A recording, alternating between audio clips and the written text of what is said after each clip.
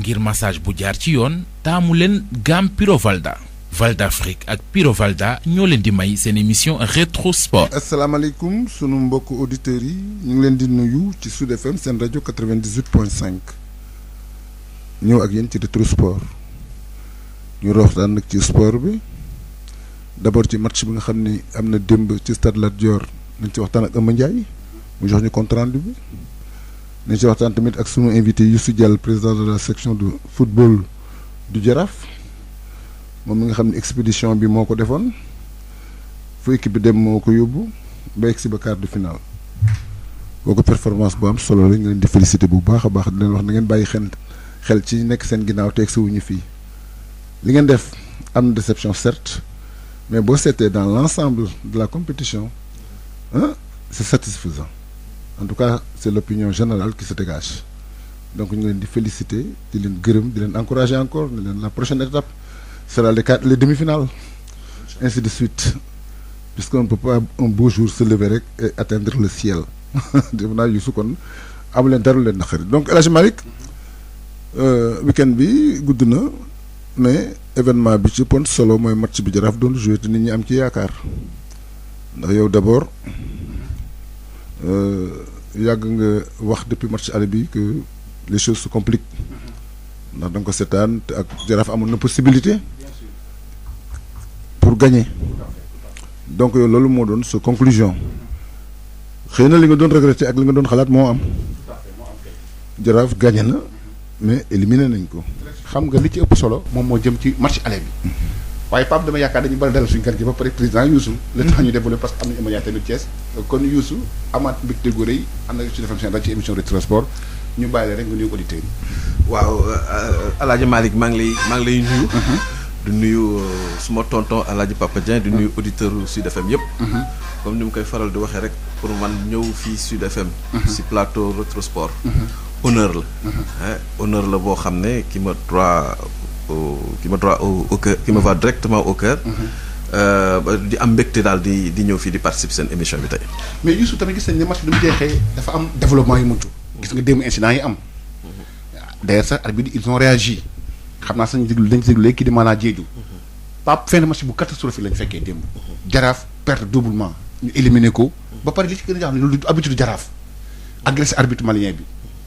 ba image sax moom mu def le tour de la toile de l'internet. c'est pas possible. muy mbir mu ñaaw yow en tant que dirigeant lan mooy sa réaction par rapport ak incidents yi am dem bañ agressé arbitre malien bi. waaw xam nga man li ma ci mën a wax mooy c'est des incidents qui sont regrettables. qui sont regrettables que nous dénonçons. mais Sénégal nag ñun dañu am habitude lu tuuti ñu rëyal ko. te ñun suñu Sénégalais suñu bopp en général. ñun ñooy joxe balu fital bi ñuy rey.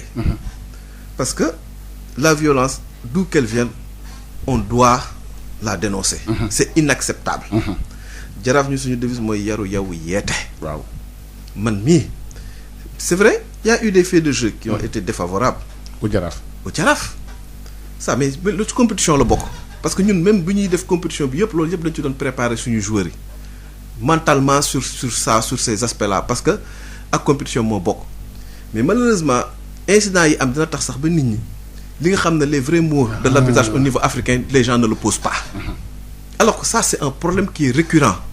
Il faut que nag à un moment donné que les gens aussi s'appesantissent sur ces faits d'arbitrage là qui sont souvent en défaveur des équipes sénégalaises ou de l'équipe nationale du Sénégal. Et c'est récurrent et c'est toujours donc les mêmes types d'arbitres les arbitres qui proviennent donc des mêmes pays donc ñoom ñooy indi donc problème boobu. Ce qui s'est passé mooy images yi. Les images font le tour. mais kenn gisu ci benn acte de violence bu grave gis nañ rek ay nit ñuy wax nii rek di kii image yi ngeen ci gis noonu.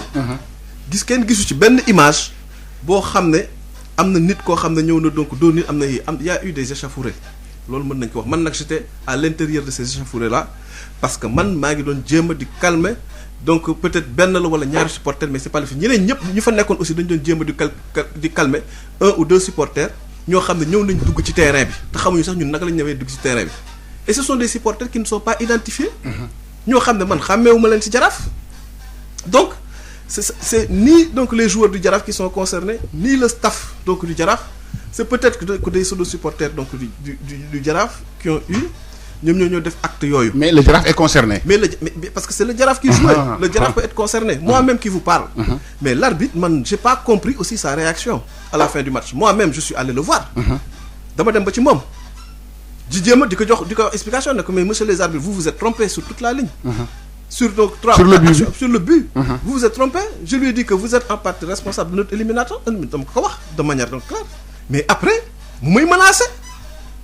Man am na loo xam ne tey jii si j'avais pas gardé mon sang-froid j'aurais pu même wala bu ma fekkonte ne aw ma esprit de dépassement man sama bopp mënoon naa am problème ak arbitre bi parce que c'est normal un dirigeant qui est déçu mais war na loolu fépp la am mën nga ñëw taxaw ak arbitre bi ne ko yow li nga def vous vous êtes trompé.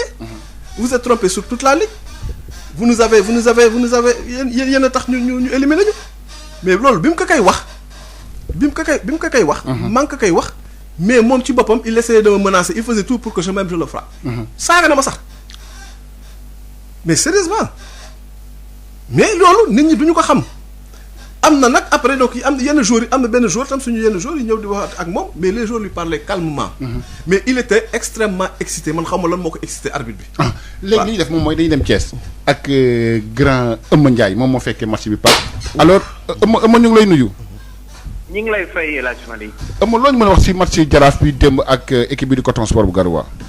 waaw li ma la mën a wax mooy match la boo xam ni vraiment te damay firnde gi rek mooy li entraîneur wu Coton Sport wax conférence de presse mais tagg gi mu tagg Jaraaf man j'avais la chair de poule nee na Jaraaf c'est une très très grande équipe te wax dëgg yàlla c'est une fierté pour l'Afrique dans quelques années c'est des enfants mais El Hadj Malick pour rejoindre un peu l'Isen Gan Gogoua, ce que nous avons constaté, c'est que l'arbitre malien a été très tolérant vis-à-vis de l'équipe malienne.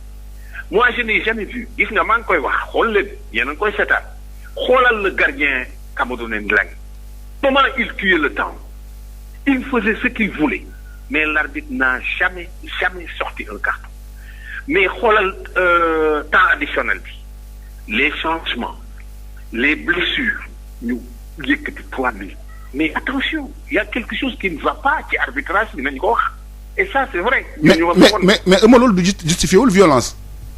Non, justifie la violence. Man xam nga lu tax waxuma ci violence. Waaw. Parce que j'ai pas été témoin. Gisuma ko. Fekk na ma wacc ci salle de conférence ba tok. Tout à fait. Donc sama collègue bi ñu ñëwé. Waaw. ñoma nettali affaire yi. Mais comme man fekkewuma ko, je me suis abstenu. Parce que lo gisul manoko wax. Tout à fait. Je pense que ça c'est le BABA du métier. Manuma ci wona wax dara. Mais je me suis approché du commandant. Commandant bi néma. Ben dour te dour bi sax dalul le arbitre bi. Vraiment. Mais dour amna. Le commandant bi même néna ma. Avant suñu gaay yi ki le ko waji dour mais te dour bi sax dalul bu baax. Franchement motax li seen gan wax ma man ko nangu peut-être xeyna y a eu beaucoup d'échauffourées mais peut-être xeyna c'est pas que ça. J'ai entendu Malang je crois. Malang, je l'ai entendu. Lui, il a fait un réquisitoire très violent contre le Sénégal, son pays. Bassakni, vraiment, ce fait que les gars dañu bëgg rester en justice, lui, il est prêt à les accompagner. Bon, tout ça, je pense que war nañ ko mëna régler en amont parce que c'est vrai que match bi aussi deug le but du Jaraaf là. Moi, j'ai pas compris l'assistant. Nous on était bien placés. Mais wax deug yalla man gisuma fa aussi. Waye nak té xeyna c'est des faits de jeu. L'arbitre assistant est très bien placé. S'il lève son drapeau hors-jeu sur le troisième but du Jaraaf, on ne peut que l'accepter. Mais dans somme toute, l'entraîneur du Jaraaf il a dit que nous avons été éliminés à l'aller. C'est ça. Nañ ko accepté gis nga ale ba la Jaraaf waroon a jël. Su ko jëlul woon kenn waxatu ko. Voilà, c'est ça la vérité. C'est ça la vérité. Et Cheikh Gueye a eu l'honnêteté de le reconnaître. Mais Cheikh est-ce que bon, évidemment, il a eu un réquisitoire aussi très violent parce que maintenant, équipe ñom buñu démé gis nga les conditions ñi ngi doon jouer avec des équipes yo xamni ñoo ñu ëpp lépp.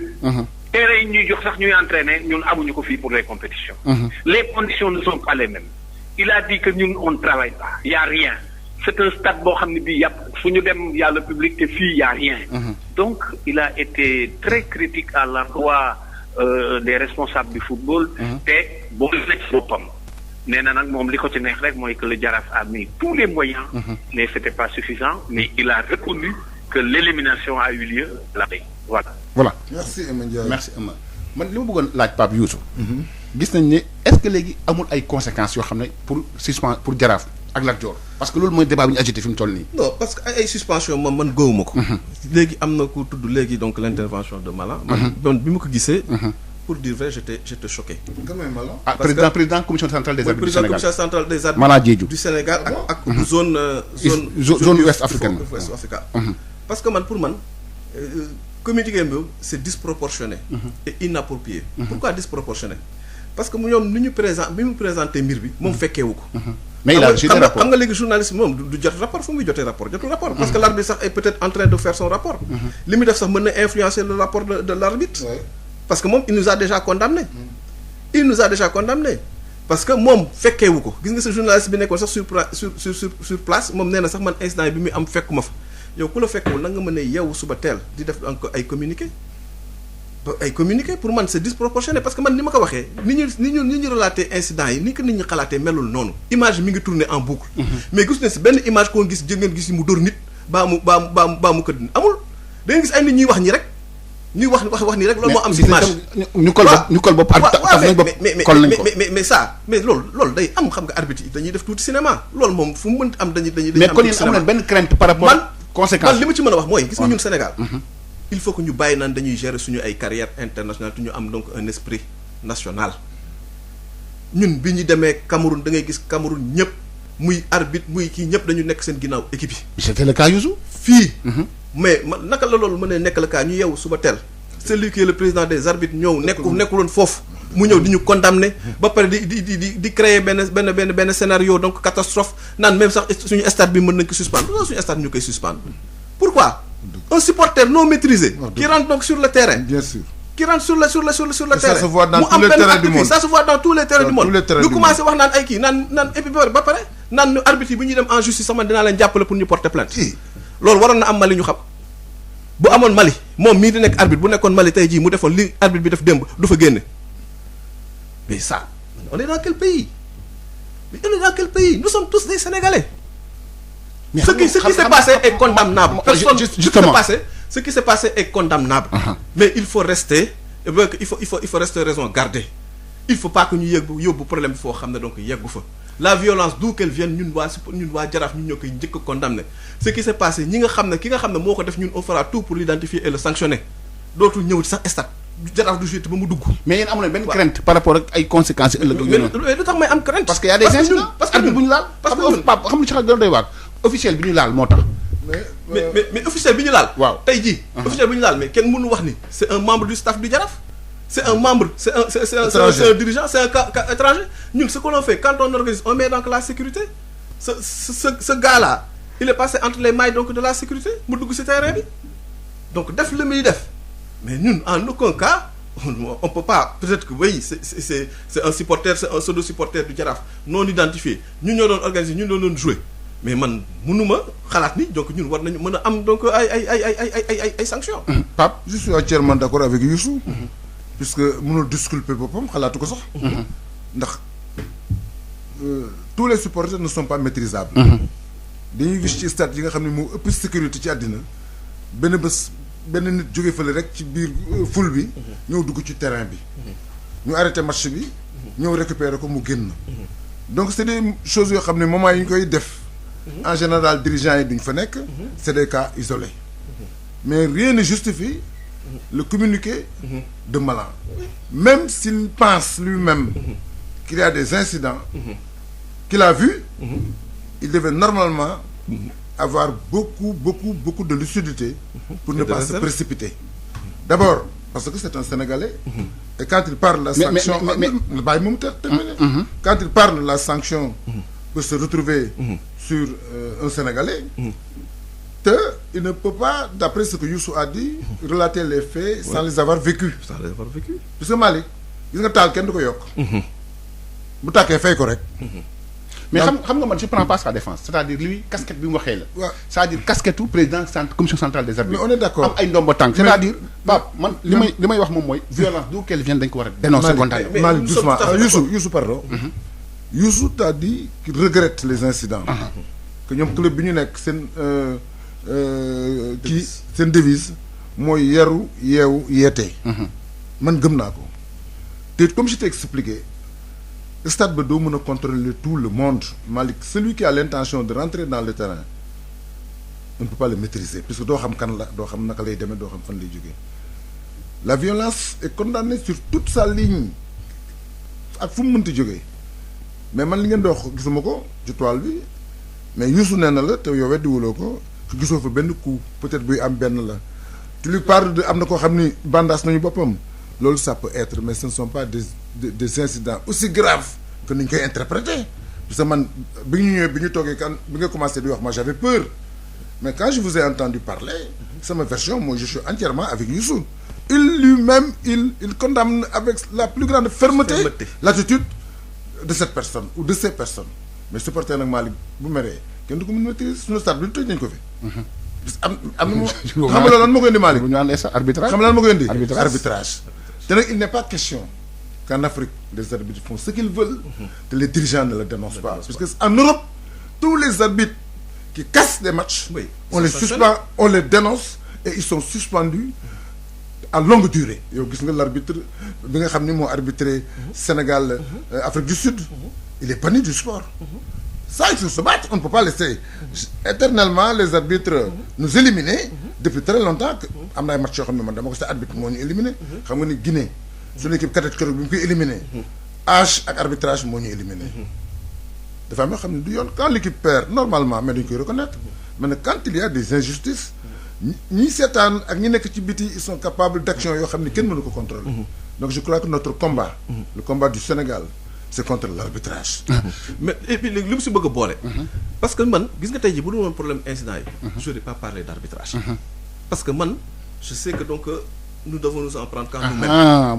ce match là cette équipe là est largement à la portée donc Jaraaf voilà tey jii yéen a ngi wax sax ni match bi dañ ko perdre à l'aller mais même au retour combien d'occasions nous avons raté donc ñun bi ñuy démarrer campagne bi ñun ñëpp dañ ci préparer psychologiquement arbitre yi bu ñu leen faale arbitre donc ça on va perdre des matchs à cause des arbitres loolu à coup sûr mais tey jii bu dul woon loolu du ma ci bu dul woon affaire incident yi indi nii du ma ñëwaat fii sax di wax waxu arbitre parce que je cherche pas d'excuses man je dis pas que j'ai perdu à cause de l'arbitrage mais je pense que on doit mener une réflexion profonde sur l'arbitrage en Afrique léegi gis nga fu mu nekk ñëpp a ngi focaliser sur les incidents mais du ñu focaliser sur li nga xam ne moo indi incidents yi te loolu c'est un problème qui est récurrent pas uniquement ici au Sénégal mais partout toutes les équipes du Sénégal qui jouent en Coupe d'Afrique dañuy pâtir ci situation bi te personne n'en parle maanaam mi nga xam mooy responsable arbitrage tey jii moom waroon na mën a aussi se saisir xool pourquoi donc les arbitres là ont commis ces erreurs est-ce que warul am enquête xool ndax amul lu nekk ci suuf ba arbitre yi bañ a suñu arbitre mais fu mu nekk dañuy mais fu mu nekk nii dañuy wax na le Jaraaf a le pouvoir de faire le Jaraaf mën na def recours mais gis nga le recours là mais ça sert à rien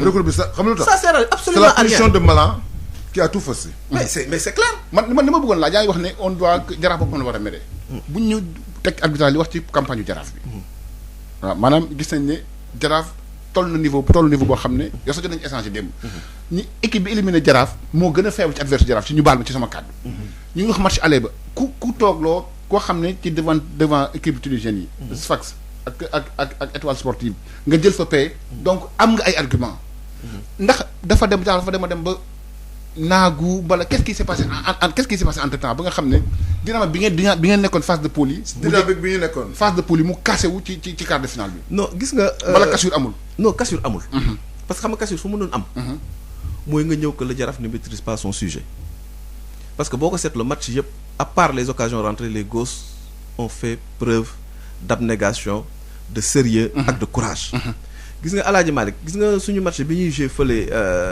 Cameroun Garoua man ci tribune bi laa nekk mais dama na jël bouteille ndox di ko sotti sama bopp ndax tàngoor il faisait presque près de 40 degrés ñu programmé suñu match à 14 heures ñoom dañu dem ba nga xam ne sax ñoom joueur Jaraaf dañ leen jaaxal ni ñu mënee tenir à 10 donc joueur bu ñu teniree noonu à 10 def match boobu lu ñu mën lu leen di leen jaajëfal on a perdu donc sur le fil mais effectivement on a eu des occasions yoo xam ne on pouvait donc tuer le match ñu ñëw fii match bi démb on n'a pas eu la réussite mais Gossi et puis ils ont fait preuve de mental da ngeen wax suñu jeu mais am nañu mental parce que nga ñëw fii sa dëkk ñu mën a la 1-0 nga remonter 1 dugal 2 dugal 3e but donc ça veut dire que nous avons des joueurs qui ont un gros mental.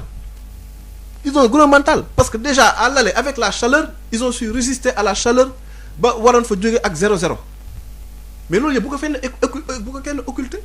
nañ jàpp ni ay raté nañ ay occasion mais équipe Jaraaf bi boo ko gis nga xam ne xale yi ay jàmbaar lañu jàmbaar sax moo tax ñu yegg ba fi ñu yegg si nii on a joué 14 matchs de Coupe d'Afrique depuis le début. loolu c'est presque plus qu'une phase aller de championnat du Sénégal. Bien sûr. Et pendant tous ces matchs-là ils ont toujours fait preuve donc de sérieux ak gëm-gëm surtout équipe Jaraaf bi ma gis nii xale yi ñu gis nii man en tout cas de gëj naa gis ay joueurs sénégalais yu am mentalité bi ñu am parce que dañu amoon gëm-gëm saa yi ñu duggee si terrain bi gëm nañu équipe bi nga xam ne moom la ñuy dajal moom mën nañ ko gagner ce qui nous a manqué c'est de la réussite mais la réussite nag aussi ñun on doit réussite da nga koy provoquer mais nag aussi lépp li ci waroon en termes de préparation de mise en condition mais les joueurs aussi amoon nañu donc gëm-gëm bi mais y a quelque chose boo xam ne y a un aspect boo xam ne que le joueur sénégalais doit le travailler c'est le travail devant les buts on doit accentuer on doit pouvoir marquer donc les occasions qu'on se crée mais lu doon gën a bon mooy le Jaraaf di jouer te du créer ay occasions mais boo ko seetloo day am occasion mais duñ ko dugal te am occasion sax moo gën a metti mais war nga am boo amee occasion ko dugal ko Youssou yéen kon xam ngeen seen problème lan la parce que quand tu dis que l'équipe est courageuse nga aussi am nañ mental et tout mais seen problème mooy réussite amuñu réussite moi je crois que c'est un travail qui manque c'est un travail technique puisque marquer un but c'est un travail technique et mental même si tu as quand on parle de mental il faut y compléter la technique parce que technique bi mooy conclusion bi je crois que kon seen techniciens yi seen liggéey ils ont fait un bon parcours mais ce qui reste c'est la technicité devant le but te loolu lu ñuy jàng la sur toutes les positions côté bal bi côté bi mu ñëwee boo taxawee en position d'avant-centre bu corner amee nga taxaw au premier poteau wala nga taxaw au deuxième poteau bu corner amee tamit nga ñëw ci point de pénalty bi préparer jël élan puisque bal bi foofu yëpp ci bus phase yëpp mën na fa jaar donc je crois que seen travail foofu la nekk puisque occasion yi ngeen am à l'aller am ko au retour te marqué wu leen ko insuffisance de travail technique la je crois que kon loolu na ngeen ci liggéey puisque li ngeen am soo ko booleeg technique devant le but je crois que les résultats vont suivre. man li ma bëggoon ak président Youssou est-ce que tey jii par rapport ak élimination quart de finale yi y a des regrets au Jaraaf am na rëccu am na parce que Jaraaf avait les moyens et les possibilités dem demi-finale. man ci sama gëm-gëm. mais est-ce que tey jii y a des regrets. par rapport ak toog bi ñu toog quart de finale. mais Malick loolu de toute façon day am regret. parce que y avait de la place. parce que équipe bi ñu éliminé l'équipe était largement à notre portée. mais nag tey jii. mais ñun aussi dañuy sant yàlla parce que man tey jii. ñun Jaraaf. ku ñu waxoon bi ñuy démarrer préliminaire bu leen dem quart de finale ngeen dem ñu signé tout de suite ne bu ñu yemee quart de finale baax na. parce mais yow togg fi nga ne phase de poule yi ma ne woon seen kii boo dugg ci phase de poule. non waaw mais dugg phase de poule yi. mais romb nañ phase de poule dem quart de finale xam nga Sénégal nag. loolu moo ci doy waar. gis nga tey jii. ñu bari kenn xaarul woon sax Jaraaf. dugg phase de poule. ñu dugg phase poule. ñu kenn yaakaar woon sax ñu génn si poule yi. ñu génn si poule yi. jël paie. léegi ñu dem quart de finale boo éliminé ñu non da ngeen waroon dem demi finale.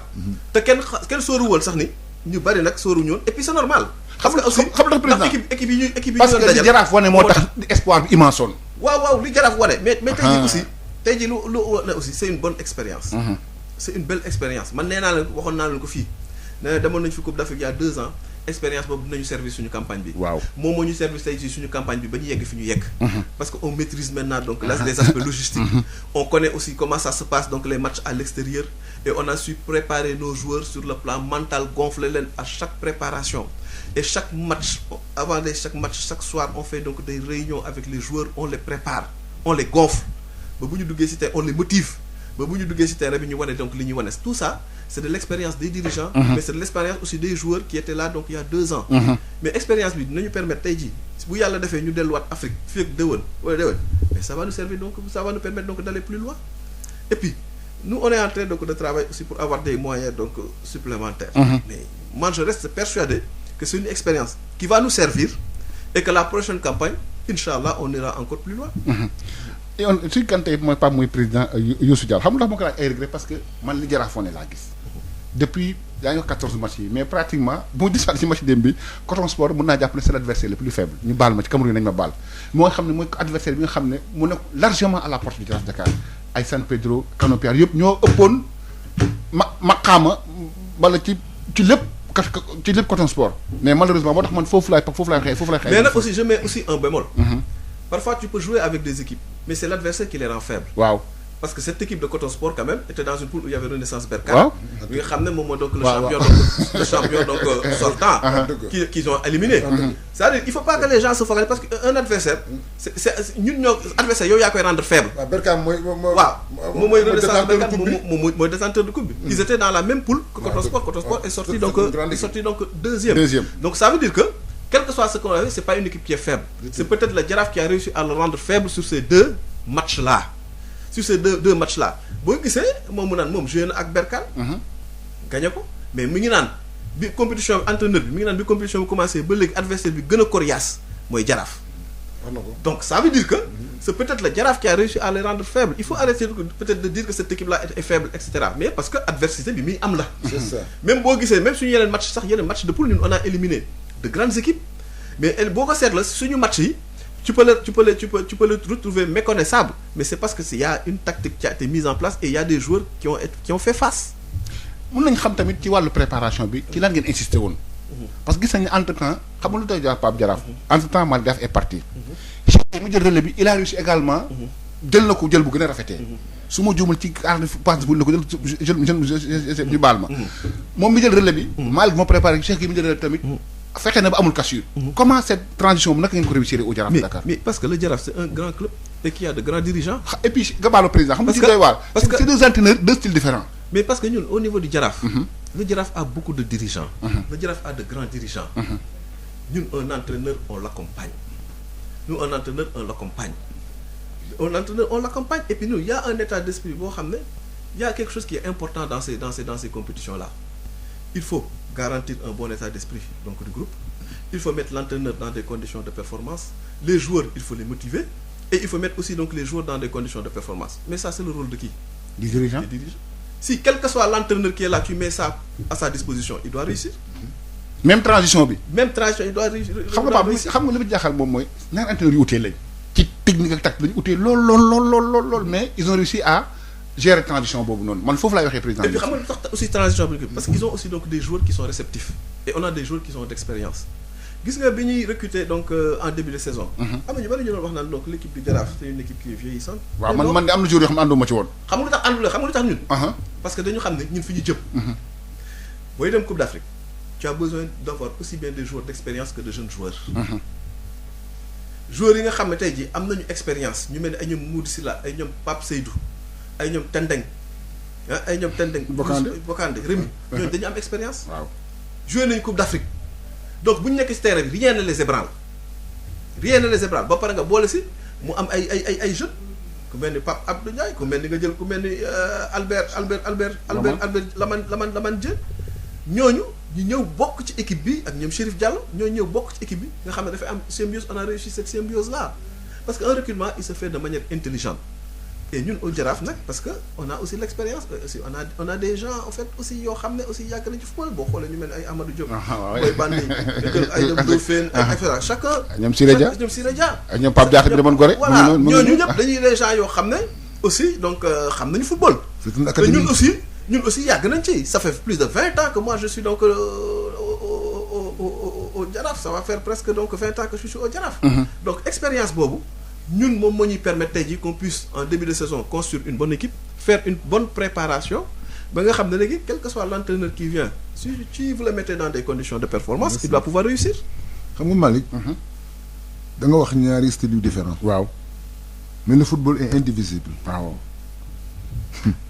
c'est un jeu unique. avec des variétés. donc bu ñëwee dugg ci moule bi comme li la Youssou wax rek. avec des dirigeants qui sont réceptifs. xam ni pour nga réussir ils te mettent dans d'excellentes conditions. xam ne fi mu nekk yow nag sa science du football mooy évoluer. ñu toog nag di la seetaan. di ci waxtaan ak yow. foo juumee tamit ñun la fii nii la fii nii la. ndax ñun ñoo la fi jëkk ñun ñoo xam xale yi ñoo xam seen caractère. ñoo xam seen possibilité dans tel poste. ñun ñoo leen xam. on travaille avec eux depuis 10 ans. n'est-ce pas Youssou? non Alaaji Papa Ndiaye dafa xam jaraaf. xam nga parce que waaw bëgg naa la. entraîneur boo ñëwee. non dama joué foyer. voilà entraîneur boo ñëwee ñun on te donne de la responsabilité. ah oui. mais boo ci muusee da ngay waxtaan ak dirigeants yi fi nekk. non bien sûr. parce que on a souvent nag des entraîneurs qui sont à l'écoute. entraîneur dañuy consulter. mais Youssou ku ci dem yow kenn da ngay échoué. dañuy consulter. non ñu par consulter force nag ñun dañ lay wax li ñu xalaat. bien mais après nag c'est à toi de prendre tes responsabilités. ak parce li que ñu ñun xam. entraîneur personne ñun au niveau du Jaraaf on n'impose rien à l'entraîneur. jamais. mais par contre. on te donne donc notre avis. waaw dëgg. on donne un avis mais. et puis nekk sa wet. voilà mais on a la chance aussi d'avoir des entraîneurs suffisamment intelligents. qui sont suffisamment donc à l'écoute. ñoo xam ne parfois dinañ dégg li ñuy wax. parce que ñun ñoo bokk li ñu bëgg. ndax dëgg gis nga entraîneur ak dirigeant. il faut que mu am complicité. bu amul complicité ci équipe rek doo leen réussir. parce que ñun ñoo bokk lu ñu bëgg. xam nga man kenn gënu maa bëgg a gagner. boo indee Malick Daaf nga indi Cheikh Gueye kenn gënu leen bëgg a gagner.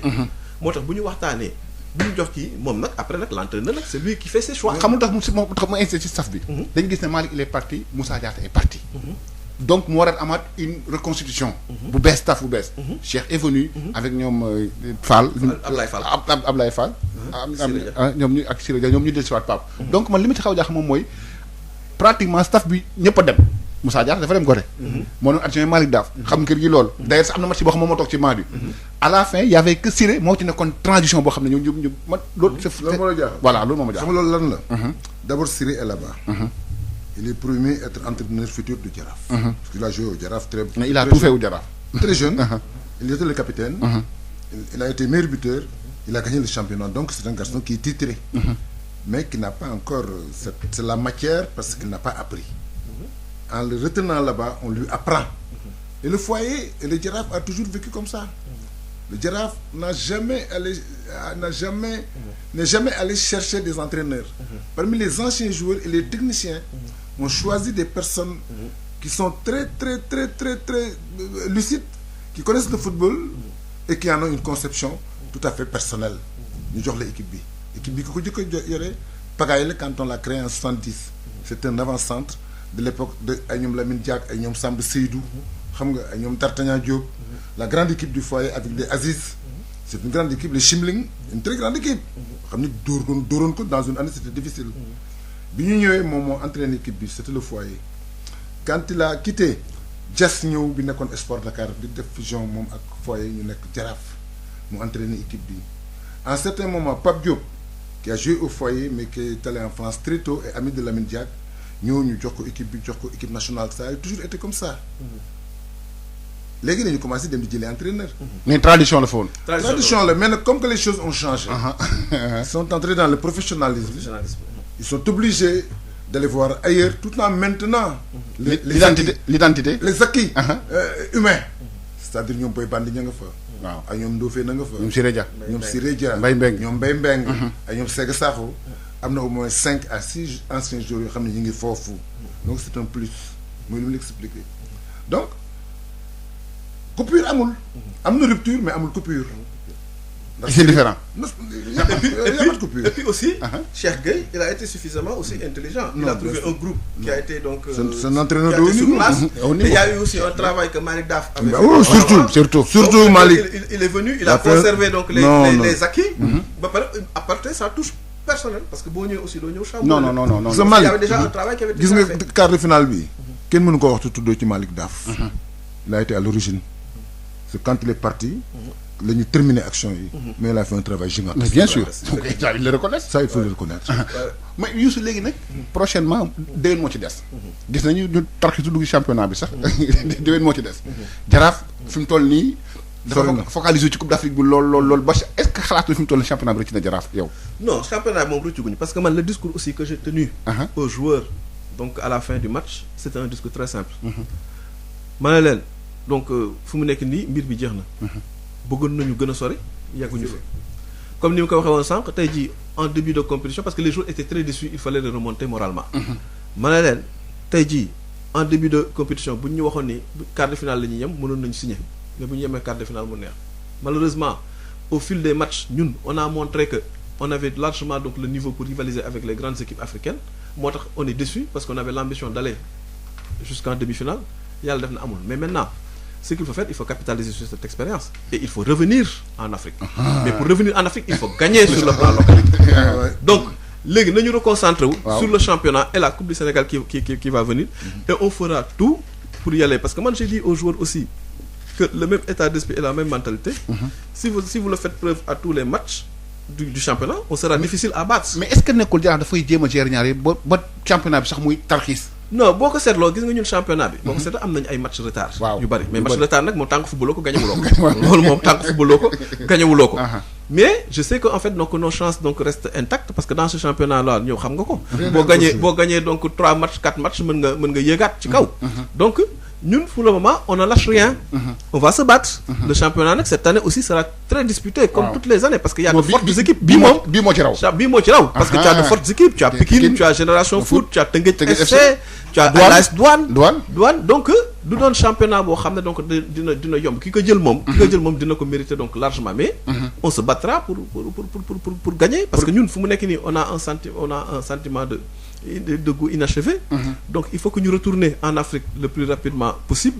Parce que loolu moom mooy permettre aussi nga capitaliser ci expérience bi. Parce que ñun tey jii suñu effectif bi bu ñu ci garder au moins 70% d'ici la fin nga demaat Afrique. Mais loolu dafa laaj ay moyens. loolu dafa laaj ay moyens. loolu ay garde jour dafa laaj ay mais beneen laaj bi loolu tax ñu jeexal Afrique ñaata leen Coupe d'Afrique bi indil ci xaalis. Parce que loolu tam gaa ñu ngi koy laaj. Bon Coupe d'Afrique bi te gis nga nag moo tax ma ne ñun Jaraaf ay jàmbaar lañu.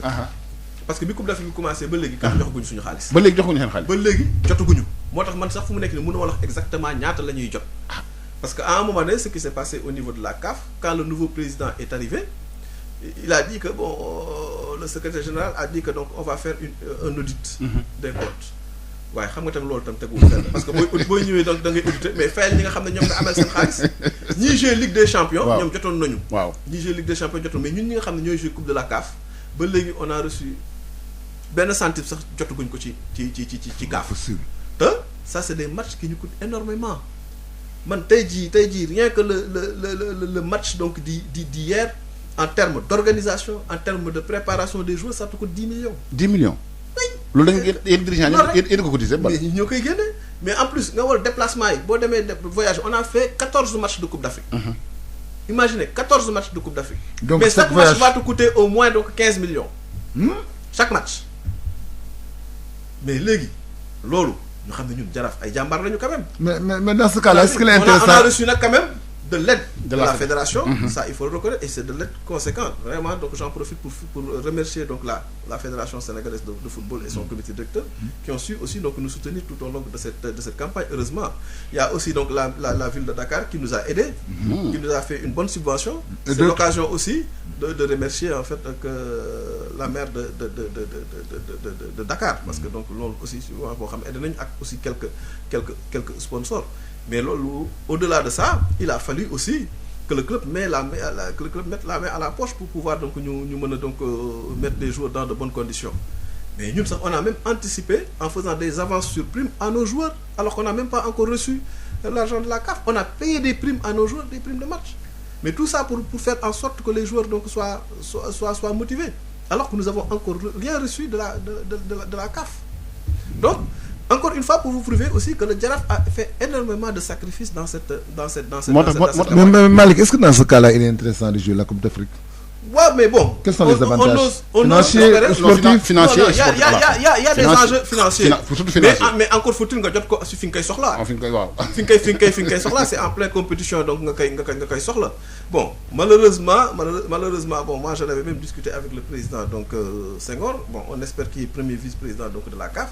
On espère que même peut-être que d'ici la semaine prochaine ou dans une semaine maximum, on rentrera dans nos fonds. Mais à l'heure où je vous parle, man mënuma la wax de manière exacte. ñaata la ñu am. ñu wax ci championnat bi Pape. tey jii 24 buts la ñu dugal. muy record 24 buts la ñu dugal 24 buts. am na match retard bu des diggante Jaraaf ak AS Douane. Pikine Génération Foot daf ko gagné 4-1 la ko Génération Foot gagné. 4-1 la ko gagné. Teungueth FC gagné Mbour Petite Côte 5-0. C'est pas possible. Teungueth passe leader. mu ngi nii pour dire comment c'est serré. Dakar Sacré-Cœur Diambar 1 but partout la. Gorée ak Sineps 1 but partout la. Heureusement. Casa Sport gagné Stade de Mbour 1-0. Ndiambour gagné Ñaari Tali 5-4 la ko gagné. 5-4 la Ndiambour gagné ñaari tali donc félicitations aux deux équipes. aux deux équipes. aux deux équipes 9 buts. 9 buts. marqué mais dans un match 24 buts lañ dugal tey. waaw oui bii dafa bëri mooy journée bi ëpp am na bii 5-0 am na 4-1.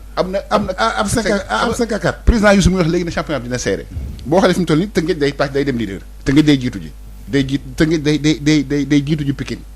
dafa 2 points defatu Pikine bi. fan la Adéni Biram Ndaw. waaw c'était Adéni Biram Ndaw parce que génération tam ñu ngi ñëw. bien sûr ñu ngi ñëw parce que y a même des réaménagements. dañoo am ambition ils ont beaucoup d'ambition par rapport ak comme équipe moo tax président Youssou ma ne yéen il faut ngeen Jaraaf pour mu dellusiwaat wax ya xam nga ko sax léegi y a Douane y a Tëngéej génération foot ñoom ñëpp ku ci nekk c'est de potentiel champion ak jàmbaar. mais Malick. le Jaraaf a l'habitude d'être couronné.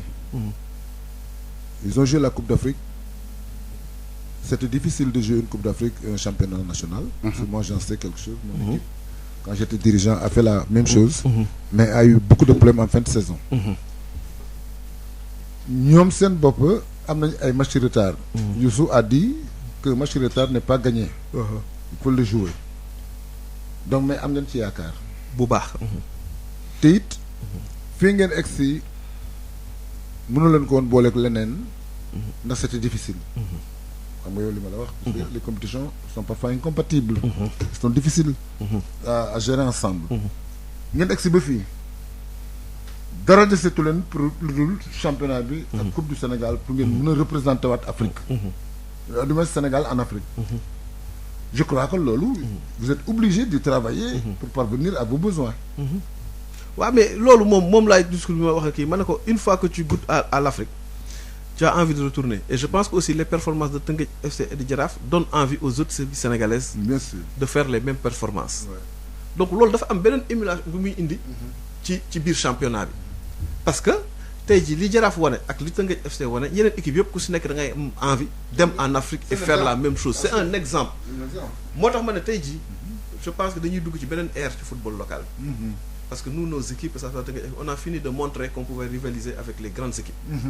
Et que championnat local bi à un certain donc niveau donc loolu dafa am sonk solo te loolu tamit aussi daf ñuy jox ñun envie bu baax ñu revenir en Afrique mais pour revenir en Afrique il faut gagner ici mais ce sera pas facile mais je sais que aussi on a les moyens d'aller chercher quelque chose aussi bien en championnat qu'en coupe parce que si on y met peut-être donc la même détermination le même engagement ak mettre les joueurs aussi dans d'excellentes conditions donc ñun on pense que on pourra peut-être donc avoir un trophée à la fin de la saison pour retourner en Afrique.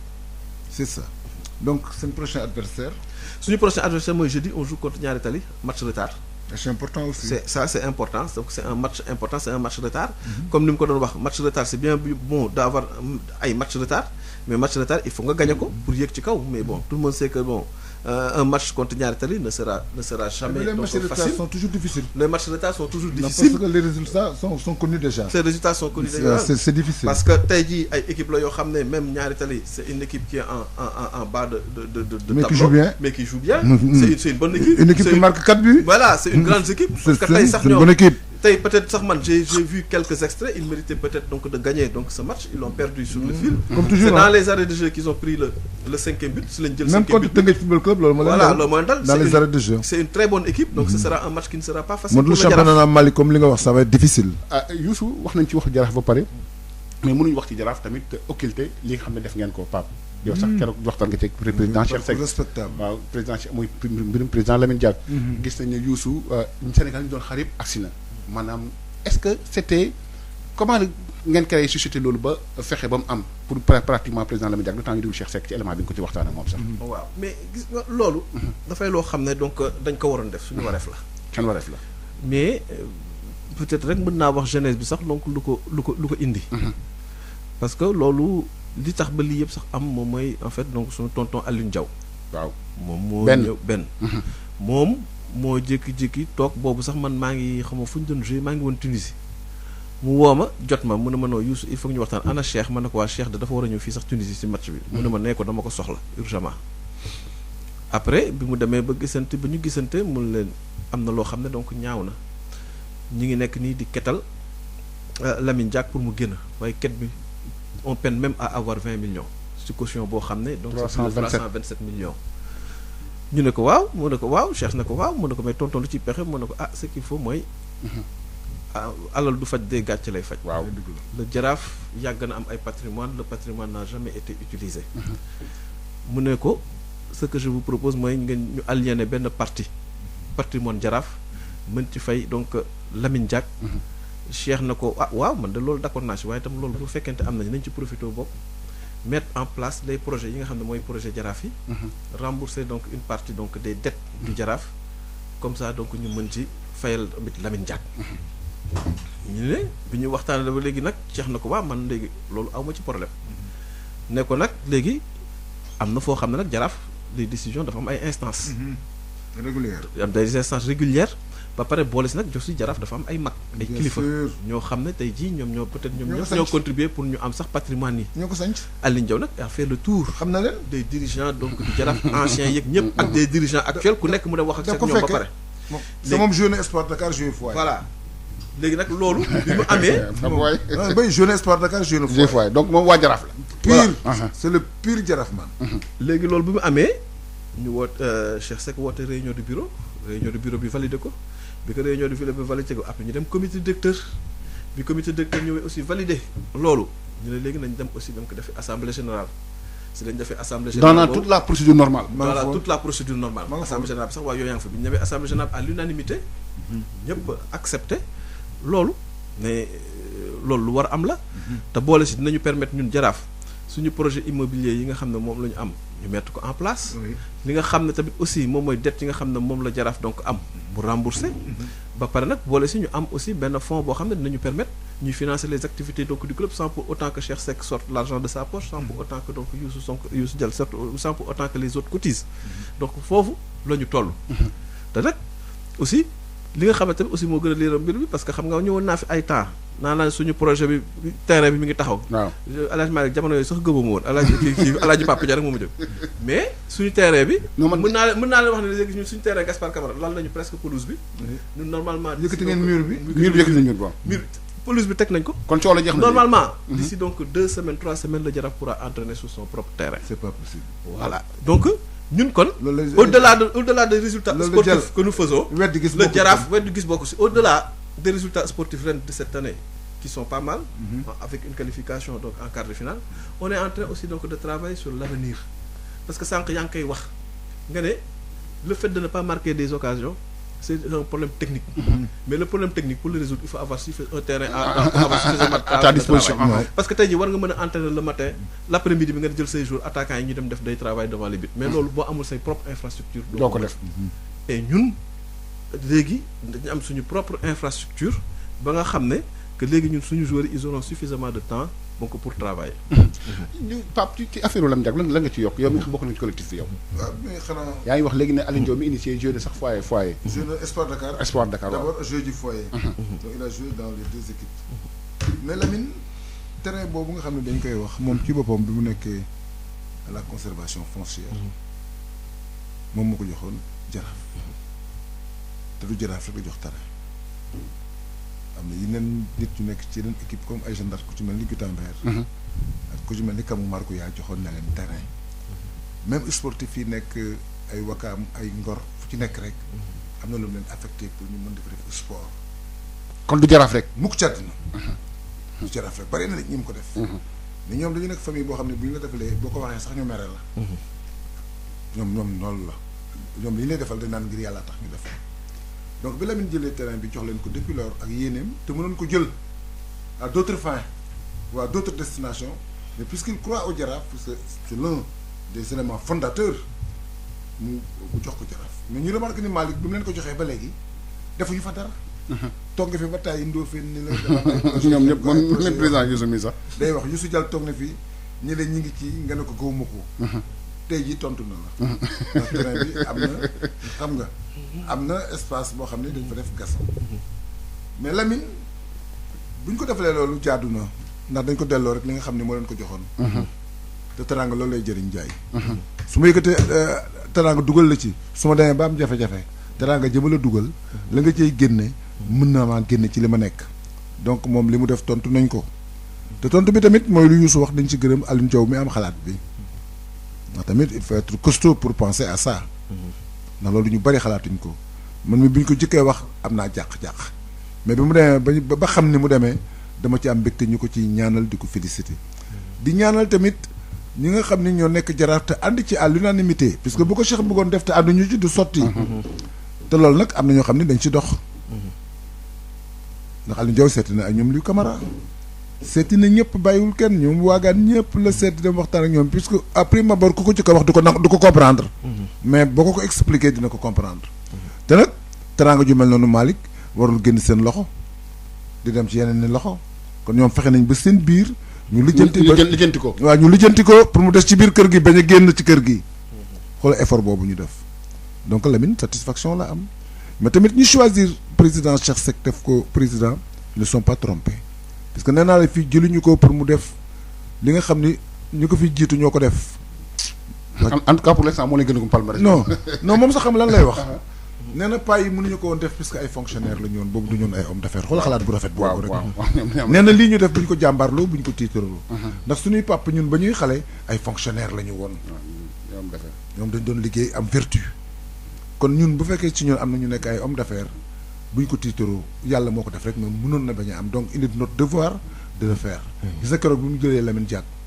waaw gis nga ko ci image waaw. nga xam moom commandant doon nga xam ne il était heureux ndax Lamine Diack papaam la te bi ñu koy jox équipe bi tamit Alioune Diaw moo ko téye ci loxo yóbbu ko ba ci Lamine Diack toog Alioune Diaw toog mu toog yaa fa jàll toog. waaw yaa ngi bëgg nekk waa Jaraaf kat yow.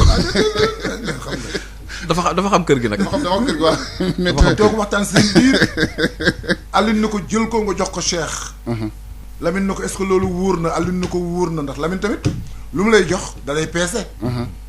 noonu la mel du ñëw rek jox la mais tey jii la Alioune doxoon ba Lamine ànd ci mu indi lii waaye tamit Cheikh rek Malick. dafa am ñu ko wër. ndax Cheikh amul jot mais ñu ko wër nawloo ko. fi mu féete ñu féete fa ñooñu tamit am nañu solo trop ci mbir mi. je parle déjà de la section du président de la section du secrétaire général des membres des supporters des sympathisants donc c'est un ensemble mais couronné par Cheikh qui est le symbole comme je crois que on félicite Cheikh mais on félicite aussi l'ensemble de toutes les personnes qui se sont prononcées dans cette affaire et qui ont contribué à la réussite donc leen ci gërëm Lamine nag comme je te dis comme que mag la te sonn na il a fait 5 ans là-bas man dem naa fa 2 fois seeti ko mais quand je le vois même su ma demee sama pas bien médecin bi ci boppam il m'a demandé de ne pas discuter longtemps il faut me reposer léegi bu ñuy waxtaan man ak yow nañ ko def rek 1 heure de 2 heures nañ ko def 1 heure de temps man ne ko nañ ko def 30 minutes tax nga reposer mais bu may dem def naa ne mais pas bien heure bi dafa gaaw ma ne ko non heure bi jot na man léegi maa ngi dem jël train bi pour dellu Paris mais comme que moom dafa wutoon demandé woon moom ci boppam Malick bu ñëwee bu ko kenn teel ndax 5 ans tamit d'épreuve à Paris c'est difficile de sa njaboot que bu ñëwee nañu ko bàyyi reposer bu ko kenn seet si avec la Covid aussi il fait prudent donc mais moom bu féexloo ba pare il a sa liste toutes les personnes yi nga xam ne war na leen seeti dina leen du moins war na leen gis dina leen gis soit par téléphone ou en tête à tête loolu j'en suis sûr puisqu'il tient tellement à toutes les personnes qui sont mobilisées pour ça il a remercié tout le monde surtout les avocats et particulièrement Maître Moussa Sarr qui a fait un travail remarquable et tous les sympathisants le président du collectif Majib Sène Koumi ndax réunion yi ñu doon def CESTI lañ ko daan defee te moom mu ñu fa joxoon salle Cheikh tamit bu ñu amee événement bu mag war a daje bu mag il prend tout en charge il nous donne Kër Jaraaf donc c'est l'ensemble des personnes des amis la famille et tout le monde qui s'est mobilisé. donc Jaraaf daf ko rendre monnaie bi. voilà c'est ça c'est exactement ça. je crois que le réquisitoire a été bon. oui effectivement. sama noonu laa ko vivre en tout cas. non la yow da nga xam kër gi fekkee ci lu bari. xam ci lu bari. et c'est ça bien fait que goréen la. waaw bien fait que goréen la. mais dafa xam Jaraaf parce que dafa dëkkante ak waa Jaraaf am ay xarit. ak ay kóllëre ak ay wëllëre ci biir Jaraaf. ni mu ko waxee ça c'était la moindre des choses qu'on pouvait faire pour le président donc Lamine Diack. le Jaraaf n'a fait que son devoir et Cheikh moom ku ko xam nga ko ci lu baax. da ngay defal lu baax ñoo xam ne bokkul ak famille. kon koo bokk astamalak nag koo bokkal famille. il a un cœur gros comme ça. mais yaa ngi wax ci problème terrain Gaspard yi pare na est-ce que terrain bi utiliser rek dañ ko xalaat louer comment mbala lu discuter gu leen ci comment ça va se faire terrain bi. terrain bi comment ça va se faire. c'est déjà première utilisation c'est déjà le Jaraaf et ses équipes. c'est eux qui auront la priorité. Maintenant pour les temps libres bien sûr dañ koy louer pour mën a am aussi des revenus complémentaires. Parce que tamit aussi terrain boo xam nga teg ko foofu rek dafa des dara. ñun amul njëriñ. Donc ñun déjà on va l'utiliser déjà donc les principaux créneaux horaires donc seront pris par l'équipe A et puis aussi donc nos petites catégories cadets et juniors. Maintenant nag le temps libre donc dinañ ko mën a donc louer bu fekkee nag période nawetaan la ASC amitié bi nga xam ne aussi ñoo dëkkandoo ñooñu tam aussi ñu am fa ay créneaux horaires ak yooyu mais daal vraiment donc ñun noonu lañ ko bëgg a utiliser. mais li ma la bëgg a laaj moom moo jëm ci entretien Pape ku wax fii stade wax entretien. est-ce que lu si yooyu yëpp prévoir ngeen ko pour entretenir ko parce que gis nañ ne fii problème bi yëpp. mooy sàmm ak entretien. Malick xanaa da nga fàtte ni président Jaraaf entrepreneur la. waaw non et puis. waaw mais posé ko rek laaj. non c'est parce que ñoom Jaraaf du ñu investir xaalis ba pare te duñ ko maintenir ndax ñoom duñ parce que toll nii ki leen jiite du sànni xaalis dina may xaalis mais du ko sànni non li mu wax c'est exactement vrai il faudra faire une bonne gestion c'est-à-dire que aussi ñun tamit aussi bu ñuy def on fera en sorte que des Jaraaf ou des riverains sur ce complexe mais il faudra qu'on prenne des spécialistes voilà da nga jël un spécialiste quelqu'un qui connaît en fait donc la gestion de ce type de terrain qui va venir donc le gérer oui c'est sûr et l'entretien donc c'est important parce que boo ko entretenir bu baax da ngay obligé d'investir encore tu perds de l'argent mais ñun on n'est pas là pour perdre on est là pour gagner de l'argent voilà beneen projet bi Kër Jaraaf foofu comme une partie de l'assiette foncière a été aliénée projet bi lan la foofu noonu lan la bon foofu projet bi foofu Kër Jaraaf projet bi foofu moom mooy une partie va être la partie qui va rester pour le Jaraaf ce sera en fait un projet immobilier qui sera mis en place avec des immeubles immeubles yooyu nag moom moo ñuy permettre après ñuy am benn rentrée d'argent bien sûr tey ji immeuble yooyu tey ji mën nga ko def boo xam ne dina la permettre nga am benn 50 millions par mois loolu boo ko amee après donc le Jaraaf mais est-ce que vous ne pensez pas faire des boutiques tout autour waaw mais yooyu yëpp ci projet immobilier bi donc ci lay bokk rentable parce que voilà loolu yëpp ci projet bi loolu yëpp ci réflexion yi donc lay sa mbedd bi nga exploité ko voilà loolu yëpp ci réflexion yi donc ci lay bokk parce que mbedd bi tam da nga koy exploité mais foofu moom pour am fa donc projet immobilier donc des immeubles qui vont appartenir au Jaraaf avec des rentrées parce que Youssou mën na am marché ak lépp supermarché ak lépp laaj bu nag yu mujj la yu ante bi su ma jëm ci AG fédération bi gis nañ ne AG fi mu toll nii keroog bu passé vendredi rek yaa am nañu dajaloo fële. ñi dajaloo koy Malick bari nañ. Mbaye Diouf Diallo ñoo dajaloo. ak li nga yëg ak li nga yëgul. lan ngay jàngatee effervescence bi nga xam ne AG fédération bi am na ko. waaw xam nga nag léegi le football sénégalais moo toll foofu tey jii c'est bien que aujourd'hui tey jii que beaucoup de personnes donc bëgg a bokk soit comité exécutif wala soit ñëw bëgg aussi nekk président donc de la fédération c'est tout à fait normal. parce que le Sénégal aussi. C'est un pays de grands dirigeants. Quel que soit ce qu'on peut dire ici, il y a beaucoup de grands dirigeants. Il y a des gens aussi donc yoo xam ne war nañ bokk ci décisions yi ñuy jël ci football bi mais man mooy waxtaan souvent ak nit ñi dama ne Covid bi tooñ nañu lu bari. xam nga mu tooñ. waaw parce que li ma bëggoon mooy ñu jouer Coupe d'Afrique avant ñu def renouvellement. man dem naa ba naan sax. lu tax sama gars yi ne xam nga lu tax. da nga ragal parce que le Jaraaf da xool ma naan Jaraaf parce que le Sénégal n'a jamais été aussi proche de gagner une Coupe d'Afrique. te renouvellement mën na ko impacter. renouvellement bi en tout cas si tànk yu ñu jëm nii. peut-être mën nañu am yaakaar mu am un consensus ba nga xam ne donc ce sera pas en fait de benn renouvellement bu tumultueux. mais buñ ci demee rek ci renouvellement bu tumultueux rek. mais qu'est-ce que tu appelles consensus. waaw mais gis nga consensus moom mooy tey jii.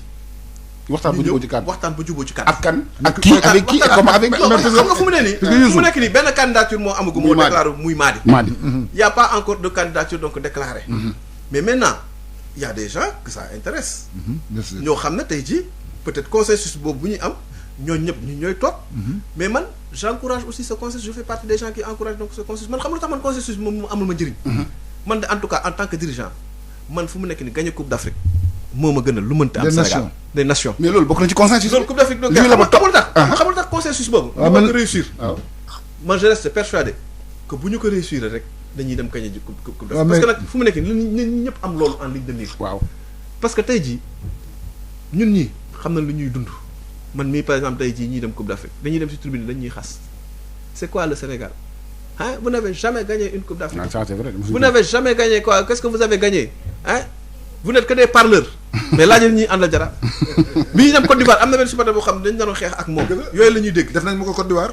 c'est la même chose ci biir stade bi xam nga Cameroun keroog bi ñuy dem foofu dañu dem foofu affaire fin match mu am échauffeur ak directeur stade bi naan yéen bëgg amu leen stade moo tax ngeen bëgg a yàq suñu stade mais sérieusement ça c'est les genres d'invectives que l'on entend quand on voyage moo tax tey jii ñu Sénégalais na ku nekk jiital Sénégal Coupe d'Afrique bu ñu ko gagné du Augustin moo ko gagné du Madi moo ko gagné ñun ñëpp lañ ko gagné. bien sûr. parce que ñi am chance di génn ci Afrique di génn di voyager da ngay dégg toujours loo xam ne donc sa xol day naqadi. dëgg la te li koy faj mooy rek. te li koy faj moom mooy gagné ko. tout simplement. donc tey jii nañu bañ a jiital les intérêts personnels ñu xool en fait donc le meilleur profit ñëpp àndandoo ci avec donc des programmes que moo ñuy dem àndandoo ñun ñëpp dem jëli ji Coupe d'Afrique gagné ko. mais Youssou loolu. parce que donc loolu moo am solo. dina jafe mais Youssou. waaw. Youssou, parce que l'intérêt sportif ne doit pas dominer l'intérêt administratif. Je suis tout à fait Parce d'accord. qu'il nous faut une administration. Et l'administration est une compétition. Comme les rencontres de football que vous jouez. C'est une compétition. Pourquoi ne pas aller à la compétition avec les règles de l'art et choisir la personne que le football a désignée pour diriger la fédération. waaw xam nga nit ñi à défaut de consensus bu baax foofu nañ fa yegg. par exemple ñun. Ah, par mais exemple consensus- au niveau du Jaraaf xam nga c'est-à-dire que aujourd'hui en matière d'élection surtout donc dans le domaine sportif li gën a am looy da ngay prioriser aussi donc le consensus. Oui, bien sûr. mais à un moment donné. Sans c'est vrai que bu consensus- consensus bu amulee les gens Très- vont aller au vote. et après donc les qui vont choisir mais consensus. bu mënee am moo gën. ci lépp Bien sûr. ci lépp parce que consensus ci la lépp xaj Muy ci la déggoo. jàmm xaj ci la déggoo xaj après ku nekk aura qui participera donc à la construction de l'édifice loolu moom moo gën a am solo parce que ñun en matière de sport boo ko seetloo même ñun ñi nga xam ne ñun jaraaf la ñu nekk jaraaf en général c'est rare mu am élection parce que dañuy jéem a trouver toujours un consensus te gis nga nag loolu boo ko seetloo moo tax peut-être jaraaf gudd fa Non, mooy stabilité. mooy stabilité Dëgg la. c'est-à-dire boo leen waxtaanee ba juboo parce que fii ñun ñëpp xamante Les nañu dirigeants ont toujours refusé. difficile recherche léegi boo leen demee ba juboo baax na Mais mais fu mu nekk nii nag les gens recherchent le consensus Mais Youssou, mais s'il y a pas de pour consensus confirmer li nga wax. waaw CNOS noonu lay doxee. waaw président bi consensus moo koy nommé. consensus xoolal waaw. Diagne bi mu bëggee dem compétition mook Ablaye Seye. Lamine Diack dafa tranché. ni ko dernier mandat lay def. bàyyi ko mu def dernier mandat bi. Ablaye Seye tamit ni dernier mandat lay def. mais ba mu defee dernier mandat ba dafa bàyyi. kon il a tenu à ses engagements. ndax tamit loolu daf ci am. ndax quand on a demandé à Diagne de se retirer.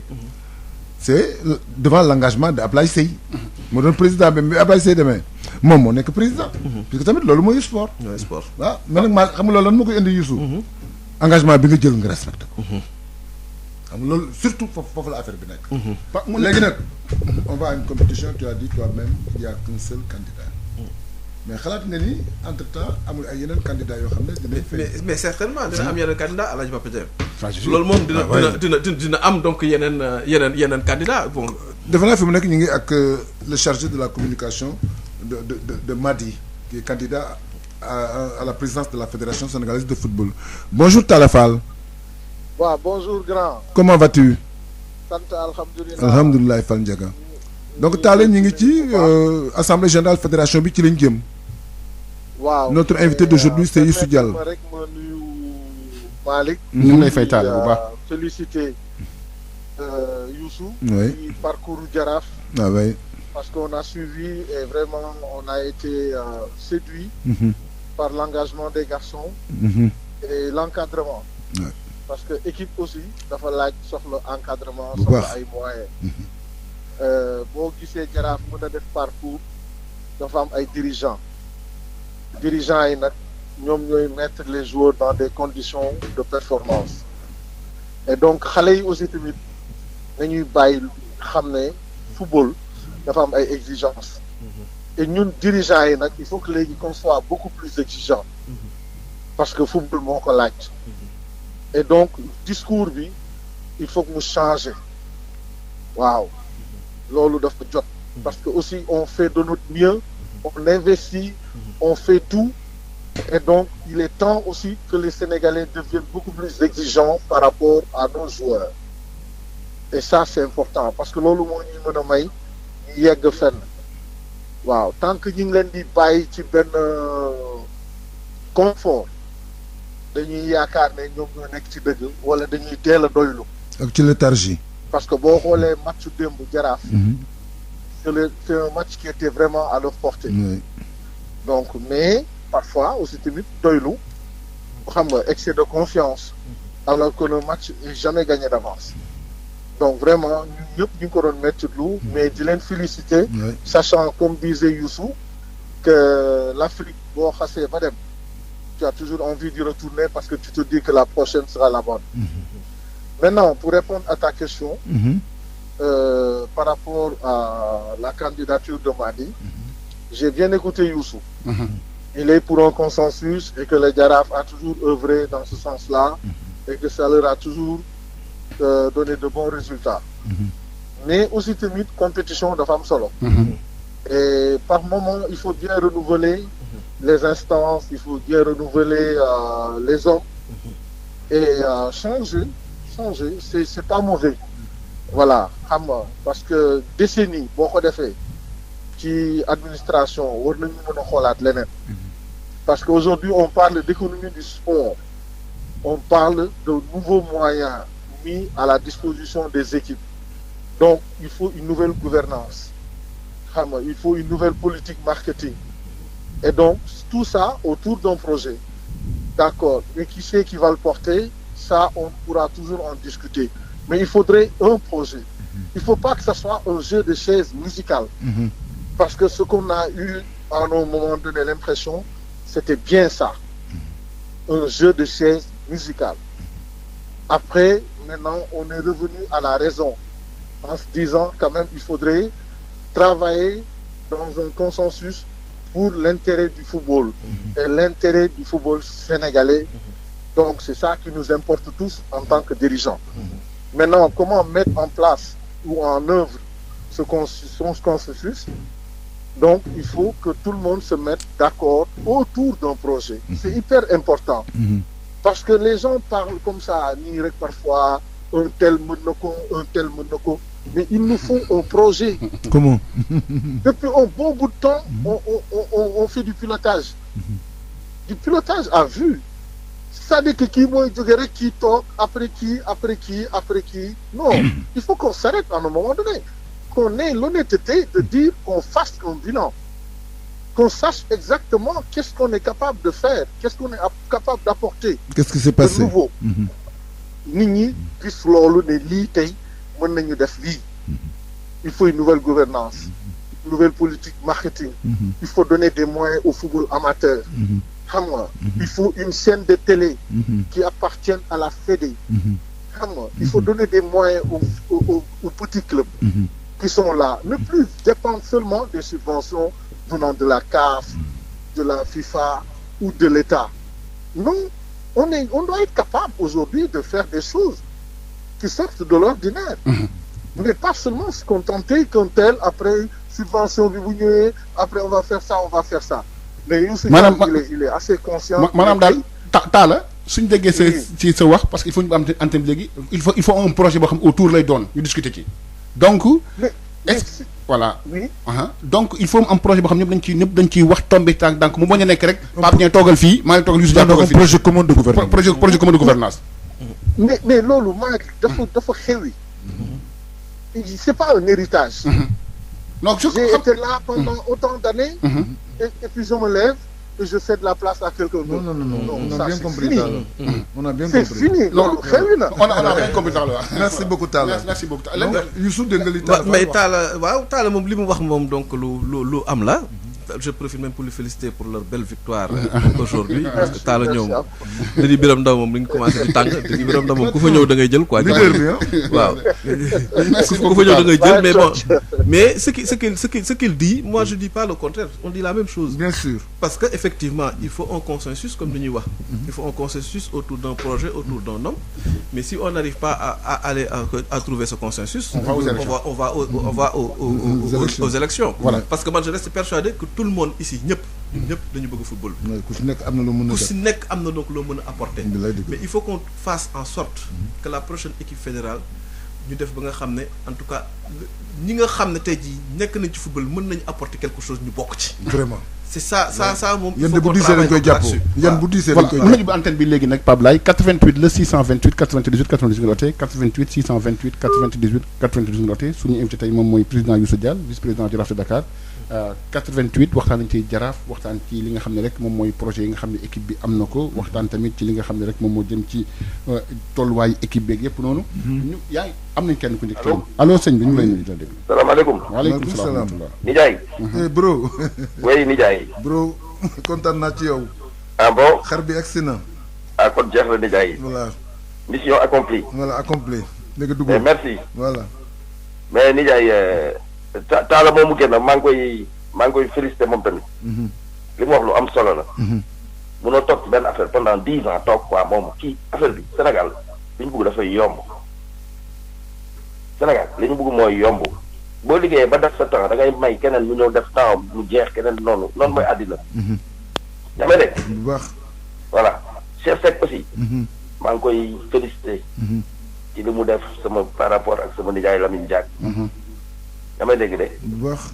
waaw def na liggéey bu jaar yoon. démb tamit dégg naa li mu def ca Saly. waaw boobu di ko ñaanal ak li ko dal nii nag neexuma. waaw neexuma quoi. xanaa demoon na bay neex mais buum bi dagg na. lu ko dal. waaw saa la ma koy wax keroog assurance damay bañ a tudd assurance. élimination bi. waaw keroog Talla Fall keroog bu mu génnee assurance bi mu génnee. patron assurance bi Alioune Badara Diagne sama jarbaat la. moom kooku nijaay laa ci moom. moom la fi frère am nekkoon ministre des finances bu yàgg. ci jamonoy Ablaye Wade mooy ki ñëwoon rek te demaat. bon bref léegi li Malang Diédhiou wax li mu wax dëgg la. Malang. ah bon yaa ngi woon Thiès. oui mais nijaay xam nga lan la. Jaraaf mënul dem àllale dóorul ba pare ñëw fii ñu dóor ko muy indi ay problème. non waxuñu loolu incident yi la ñu wax. mais incident yi mais li Malang Diédhiou wax dëgg la. comment. mais nijaay. xamal la la. voilà nee na dañu lay dóor mbaa nga gañe mbaa nga nul. yaa ngi dégg. bu baax donc sportivité dañ koy demaale. du dëgg. tubaab bi da nga leen gis ñu dóor leen ñu faxas su nuyoo ku nekk dem sa yoon.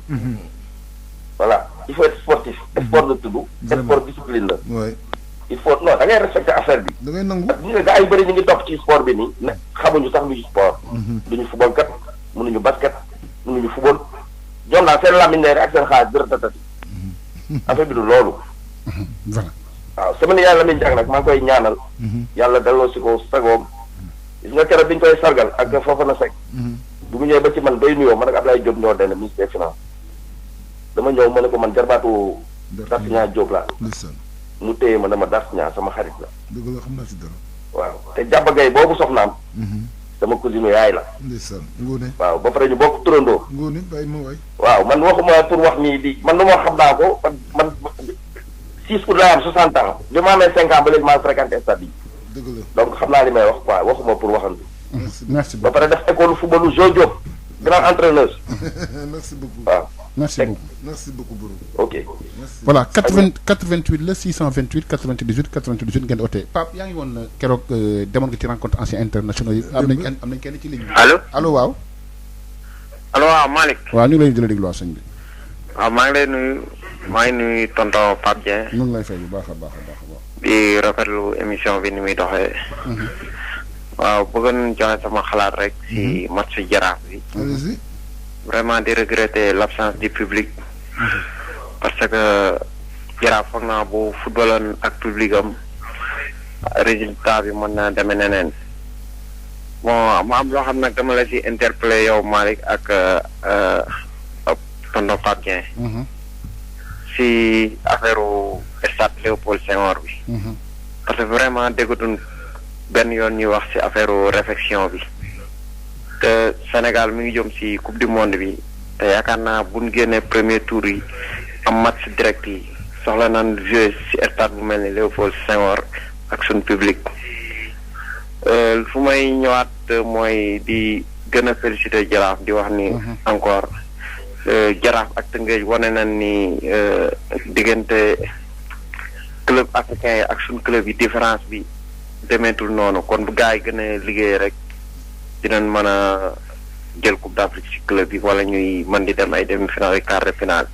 waaw bu ma ñëwee nag ci assemblée générale fédération sénégalaise de football man yaakaar naa ñëpp dañu war a ànd booloo nekk ci gannaaw Augustin Senghor parce que tey ñu am Augustin vice président à la CAF nekk président fédération sénégalaise de football loolu dina am lu mu indil Sénégal ci lu bari surtout nag ñi ngi bëgg a organiser coupe d'Afrique ak yooyu yëpp te Augustin vraiment nit la koo xam ni qualité dirigeant yëpp am na ko.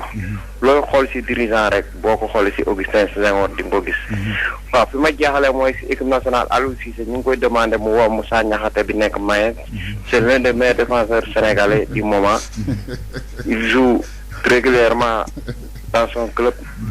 te instant yi ñu ngi am Kalidou Koulibaly mi ngi blessé ak Cheikhou Kouyaté kon vraiment war nañ ko woo pour assurer l'avenir daal. merci mais stade Léopold Senghor bi daal vraiment yéen journalistes yi war ngeen a jàpp yoo fépp pour gars yi réflexionné ko daal. ñaaw na trop quoi dinañ ko réflexionné incha allah. jërë ngeen jëf. loolu seen ministre boo merci. Pape Sali lan moo fa amoon démb ci ancienne gloire maanaam séminaire anciens internationaux yi. bi Cheikh Seck jiite. waaw yëpp. depuis très longtemps hein. Parce que moi j'ai vu là-bas des personnes yoo xam ne ils ont joué depuis plus de 30 ans. gis naa fa yaat mi jub. bokkuñ ci équipe bu 103 bi jël médaille d'or de l'amitié bi. gis naa fa El Hadji Malick Sy Souris qui est le président d'honneur qui a ouvert la séance et qui l'a clôturé. am nañ kenn ci ligne bi. gis naa fa tamit Demba Thioy. allo. Soumaré. salaamaaleykum. oui maaleykum salaam. maaleykum maam Mor di sa Padoa moo leen nuyu El Hadji Malick. ñu di waa àdd gars yi xaritu Adama Dione wax sa xalaat. waaw maam Mor di Padoa yaa ngi jàmm. jërëjëf baax ñu ngi lay nuyu di déglu waaw. maa ngi lay ziar yaa ngi la Pape Dieng. ñu ngi lay ziar. seen liggéey rafet na trop trop trop. ci sport bi. vraiment football bi nag rawatina football bi. wax ngeen ci ba sonn am ngeen ci ay xalaat nit ñu baax ngeen ñu bëgg seen réew ngeen. mais daal vraiment football bi moom dafa am loo xam ne daf ci des. muy la muy ñaari mbir yoo xam ne si moo ñu gën a gàllankoor nag muy entraîneur bi.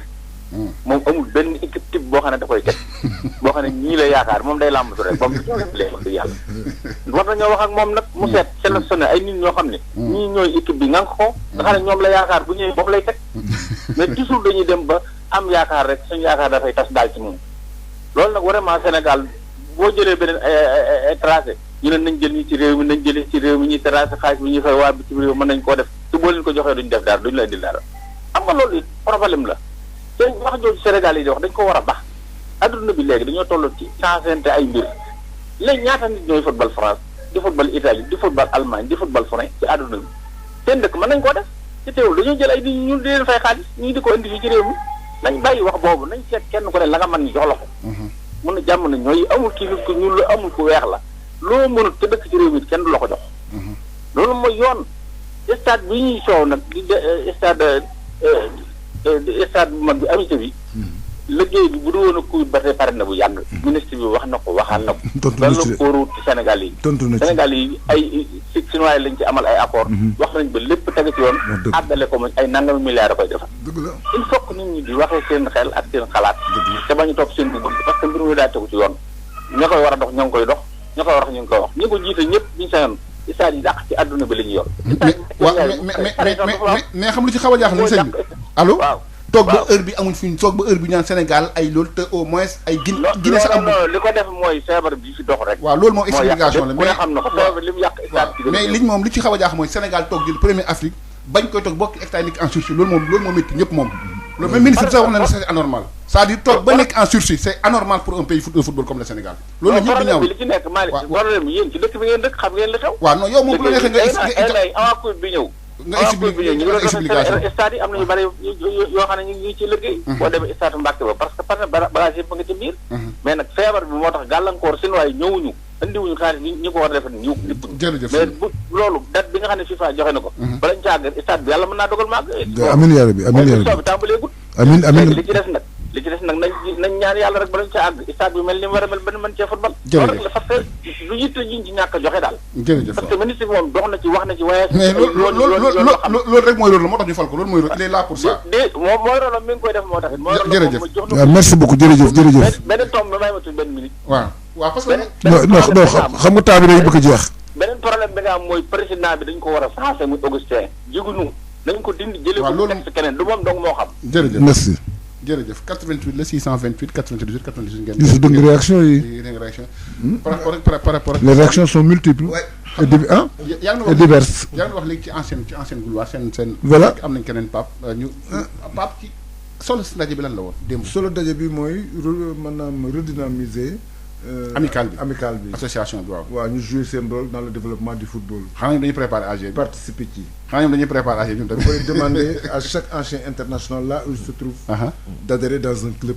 dem à la base. dem à la base. s'il le faut ñu nekk jël poste entraîneur wala doon poste dirigeant mais il faut qu'il milite. ñoom jaraaf yi def ngeen ko. voilà ñoom ci Cheikh Seck ngi fii. Amadou Diop Boy Bande ngi fii nii. Siré Dia yéen vous avez réussi cette transition. donc Cheikh Seck. en tant que président bi remercier na leen ci seen présence. ak ci nombre bi nga xam ne ñëw nañ parce que la salle était pleine te loolu gëj na am. ils étaient mis aussi dans de très bonnes conditions ñenn ñi kër Cheikh lañ dëkkoon avec piscine et tout chambre climatisée ñu si dem dëkki résidence La Tanière. nañ déglu président Cheikh Seck. d'ailleurs li mu wax ci assemblée ci séminaire bi. ñu déglu Cheikh Seck mi nga xam moom moo jiite association des anciens internationaux Pape ñu déglu Cheikh Seck. man président Jaraaf kese la. waaw peut-être sax parfois ma ne président boo xam ne li may def du noonu am na nag ñu may nekkal ñoo xam ne ñoom ñoo xalaat loolu suñu ay paa yi ñu nekkaloon ñoo ma dénkoon club bi ñoom ñoo xalaat seen xalaat jógul si man maay en tant que président nag dama waroon rek d'accord ak sama bureau. ñu jaarale ko bureau jaarale ko comité directeur jaarale ko assemblée générale boo xam ne instance su jaraaf yëpp ñoo si d'accord te kooku mënul woon demee ñeneen parce que suñu pap la ñu jàkk pap ñun waxuma la sax jaraaf mais Sénégal yëpp la ñun ñëpp am nañ ko reconnaissance d'autant plus que nuñ ko defaree aussi jaraaf ñun dañ jël rek fekk ko fa ñun dañ xamuñu sax nu mu demee ñun si biir affaire la ñu xam ne lii la demee nii ak nii moo tax affaire bi aussi yàlla yombalal ñu ko te aussi ñun war ñoon def leneen lu dul loolu vraiment war ñoon def leneen lu dul loolu ak ñi si jàpp ñëpp ñu profité aussi di leen remercier parce que am na ñenn si jàpp nguur bi jàpp na si Sénégalais yi jàpp nañ si ku si def sa dërëm sax wala sa xalaat wala sa ñaan sax jàpp nga si alors ak avocat yi ñi si taxaw ñëpp ñu ngi leen di gërëm di leen sant si affaire bi. pour jaraaf bi football tey loolu leen di wax. mooy jaraaf yàlla dafa ñu jàmm rek def nañ ci xale gis nañ. waaw gis nga nag mu nekkoon président Cheikh Seck. waaw li mu wax à propos de Lamine Diack. il a parlé à propos de Lamine Diack. moom Pape yow loolu def ba jël comme moom du wax ci rajo yi. waaw mais nag Cheikh nag xam nga sama boy la tamit dañu yàgg man ak moom. jabar jàng ko fi wax démb ni ko keroog bi ñu may takk si yàgg woon si ñi ma takk si. donc xam nga yooyu dafa doon ay souvenirs yoo xam ni. pourquoi président Cheikh il n'est pas assez média. ak li mu def yëpp ci football bi. waaw xam nga max moom 4 kan. non Pape max moom toujours dañuy am discussion yooyu. dama koy wax ni ko. di fàttali moom rare ñu def 4 kan ci la bokk. il faut que ngay communiquer parce que nee naa yow football bi da nga ci bokk.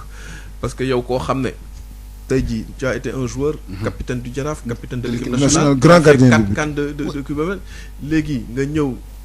nga def nekk homme d'affaires tu as réussi machallah dans les affaires tu es le président en fait donc du Jaraaf. un grand club donc de Dakar. tu es vice-président au niveau de la fédération sénégalaise de football souvent dama koy wax ma ne ko mais Cheikh par rapport au football de temps en temps tu dois intervenir par rapport à l'actualité du football national et par rapport au Jaraaf intervenir mais moom li muy wax mooy bon man il aime pas communiquer donc il faut le respecter. bien sûr il faut le respecter. mais est-ce que tu penses que ces fonctions. waaw sont compatibles avec.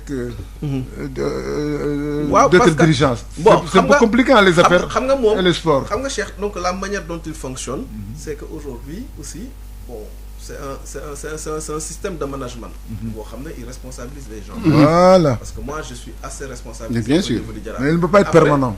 Et après, donc tu évalues. Voilà. Si tu as des gens qui font du bon boulot et qu'il y a une confiance donc parfaite, donc il faut continuer donc à travailler donc ensemble.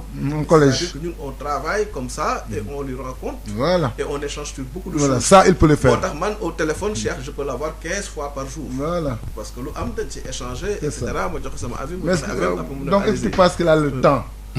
Non, en fait, pour diriger les instances, il faut avoir du temps. Oui, mais il a le temps. Ah bon? Mais aujourd'hui, c'est-à-dire qu'aujourd'hui aussi, il faut que nous sachions le management, c'est aussi responsabilité des collaborateurs. Il faut savoir déléguer. Ouais. Et Cheikh, il délègue. Oui, bien sûr.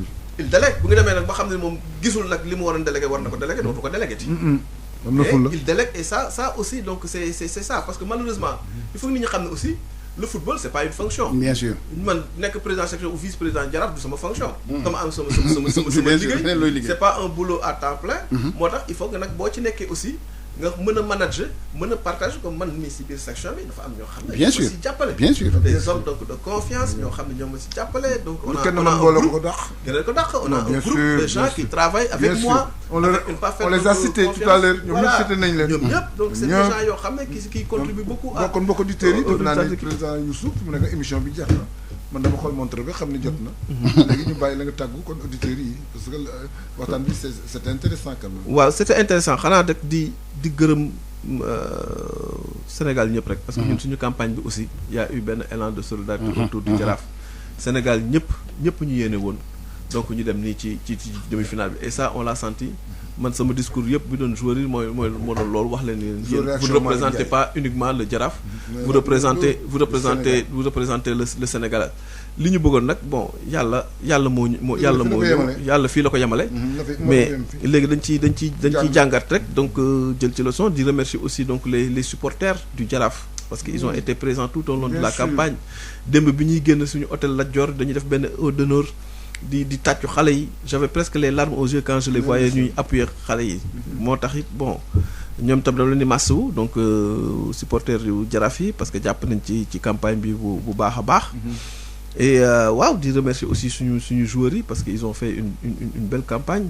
Remercier aussi donc le bureau du Jaraaf et particulièrement le président qui a su aussi donc diriger cette équipe, faire en sorte que l'équipe soit donc dans de bonnes conditions.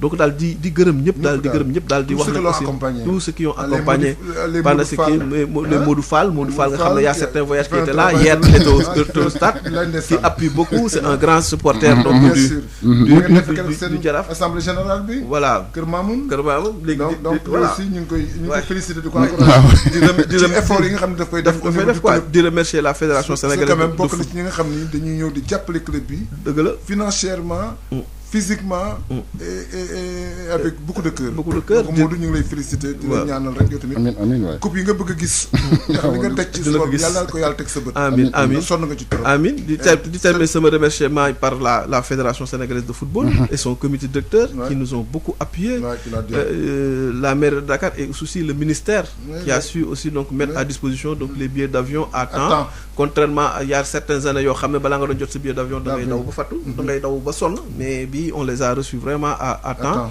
et c'est quelque chose aussi qui a contribué donc aux performances donc de l'équipe vraiment daal et puis yéen ñii di leen remercier Alaaji Papa Dieng ak Alaaji Malick man de fu ne woon parce que fu nekk ngeen ma fay woo et puis aussi vos conseils aussi seen conseil da ngeen may jox ay conseils donc yu motivant da ngeen ñuy ñaax et cetera te loolu yëpp aussi dafay contribuer aussi si résultat et puis di saluer donc l'ensemble de la presse sportive du Sénégal qui nous a vraiment soutenus pendant toute cette campagne.